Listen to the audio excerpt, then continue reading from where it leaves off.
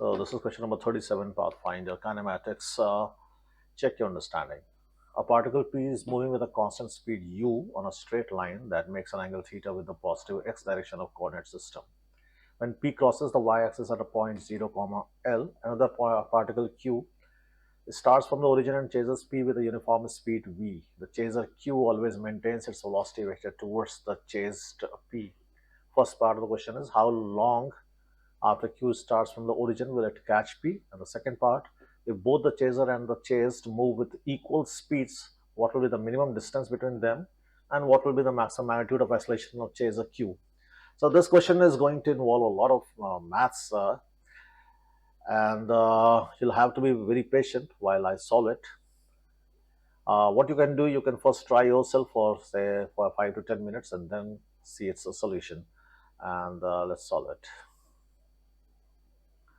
So a line makes an angle theta, and along this line a particle P moves, and the particle P is at some instant, that instant is suppose t equal to 0, at 0, L, while another particle Q is at origin.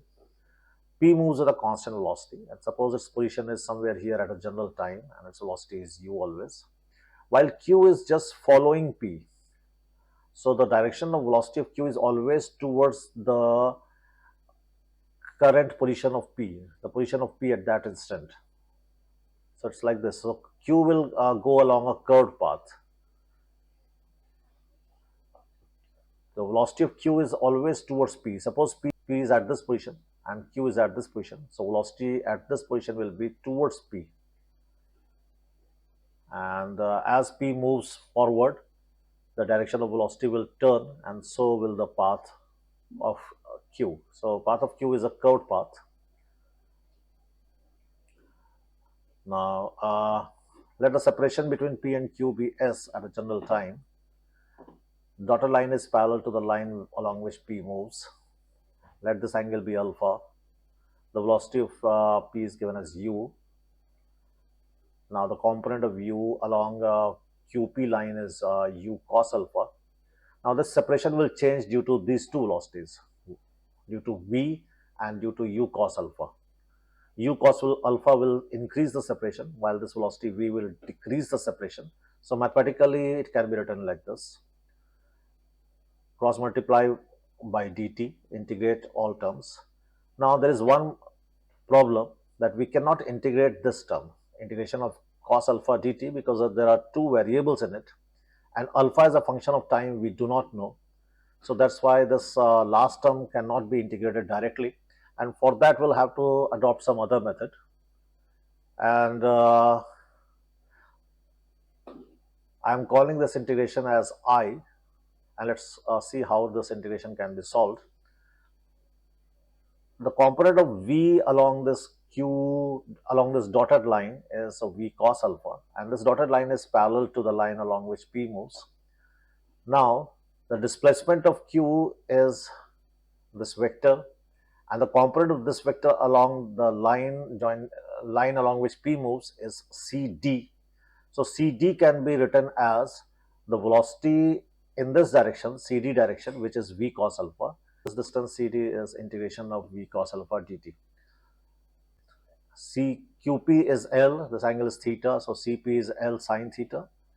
PD is the distance moved by the particle P in the same time, so, and that is moving with a constant speed u, so that is integration of u dt, or simply ut. Now CD is equal to the summation of CP and PD, just put the values. Again there is a term cos alpha dt integral, which happens to be the same as we had earlier, which we wrote capital I. So again I am writing this term as capital I. Now we have two equations in capital I, and from these two equations, if you eliminate capital I, you get the value of time. So this is the first part of the question. Now let's see how to solve the second part. Now in second part, speed of both the particles is same now, u each.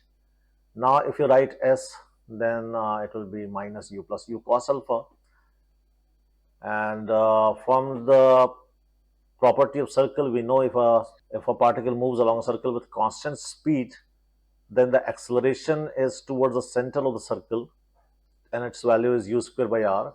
This can be written as u into u by r, and this can further be written as u into omega. So what we learn from here, that a vector u, it is just turning in this case because the speed is constant, suppose, and the acceleration is due to only the change in direction of u. So that acceleration is u into the rate of change of direction of that u vector. So whenever a vector changes its direction only, the rate of change of vector is the magnitude of that vector into the rate with which its angle is changing. Okay, so applying the same concept here, the acceleration of this particle q is equal to u into the rate with which this u is changing its direction. And when u changes its direction, as you see in this figure, this alpha will change, and the rate of change of alpha will be multiplied by u. And since alpha will decrease with time, so d alpha by dt is a negative quantity. So that's why I put a minus sign and then mod is removed. So we have this value of acceleration, and we have to find maximum acceleration from here. Now, if you use circular motion again, the property of circular motion, the other component of u, that is u sine alpha, this is along the tangent direction.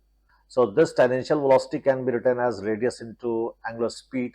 So therefore, this velocity is written as radius is s here into angular speed is, we have to put the value of angular speed, and since d alpha by dt is a negative quantity, so its value is minus of d alpha by dt. The value of dt from this equation we get as equal to this. What I am doing, I am writing the value of dt as equal to this expression. So the first equation becomes ds. What I am doing, I am just writing the value of dt as this and solving. So it solves to this, you can verify. And similarly, by putting the value of dt in second equation, it gives us this value. Yeah, this you can verify as well. And the first equation can be integrated both sides, and if you integrate this, you can easily verify all these steps. So we get the value of s as a function of alpha.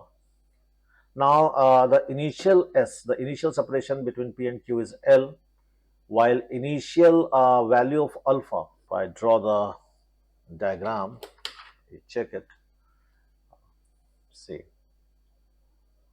if you extend this PQ line, this is the initial value of alpha, and this value is equal to this value, vertically opposite angle. This angle is 90 minus theta, so therefore this angle is 90 minus theta as well. So initially alpha is 90 minus theta, and initially separation is L between P and Q. So put the value of initial values of S and alpha to get the value of C. So S is equal to L, alpha is equal to 90 minus theta. So we have this expression, and from here we can find the value of C. Once C is known, put the value of C back into the expression of S, then we can find the value of S. So C, the value of C, then it is put back into the expression of S. So finally, we are getting the value of S as equal to this. So from this value of S, we can find the minimum value of S as asked in the question. Minimum value of S will occur when this cos alpha term is maximum, and which will be equal to 1. So S minimum will be L 1 plus sine theta over 2. So this is one part, the second part of the question. And there is one more thing asked in the second part. So that is the maximum acceleration. So we have found S, we have found the value of acceleration in terms of S. Now put the value of S here. Now acceleration depends on alpha. Alpha terms are only in this numerator. So we have to find that value of alpha for this acceleration becomes maximum. And for this, the alpha terms, the product of these two alpha terms must be maximum. And that will happen when d by d alpha of this product is 0. And from here, you can solve for alpha. That comes out 60 degrees. Put the value of alpha back into the expression of acceleration to get the value of maximum acceleration. Okay, so this was the question, though it involved a lot of maths, and hope you must have enjoyed it. Okay.